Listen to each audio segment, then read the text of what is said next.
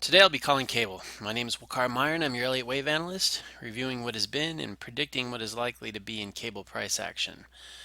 Alright, so since the last video, I said that this was probably some sort of 1, 2, 3, and then we left it at it was in the process of making 4.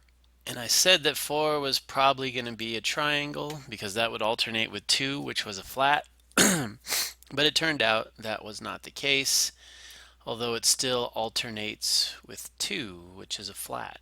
The way I'm counting it is this right here, um, this move up, that's a zigzag, comes down in 3, and then another zigzag. So that would be a double zigzag. So this would be the W point, the X point, and the Y point right here where I have 4. If we want to look at it on a smaller time scale, let's see if that works out. Let me get rid of some of this stuff.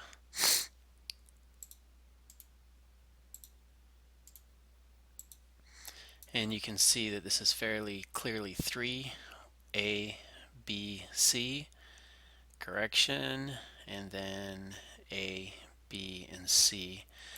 And Y is just barely truncated relative to W. Comes down in 1, 2, either 3, 4, and then this whole thing is an ending contracting diagonal, or 1, 2, 3, 4, same thing, ending contracting. Doesn't really matter.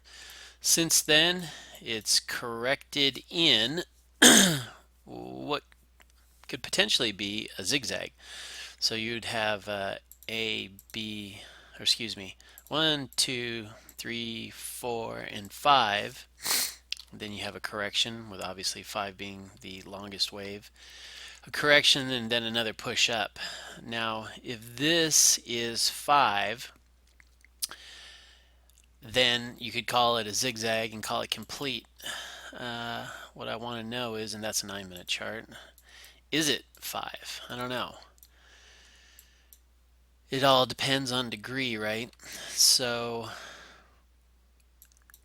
it's possible. When I looked at this, it's possible, but I also think it's possible that this is 5 waves up, right, to where I have the A. This is 3 waves down for A, 3 waves up for B. Get rid of that. And then it might be making,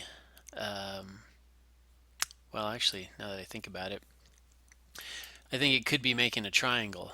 So you'd have 5 waves up to this point right here where you have A, and then you're going to have A, B, C, D, E, it'll finish up the triangle. That, whenever it's done, would be B, and then it would push long in 5 to complete the zigzag. So that's where it is right now. In order for that count to be feasible, so let me remove some of these smaller little points. So what I'm saying is, I think the larger degree 1 ended here.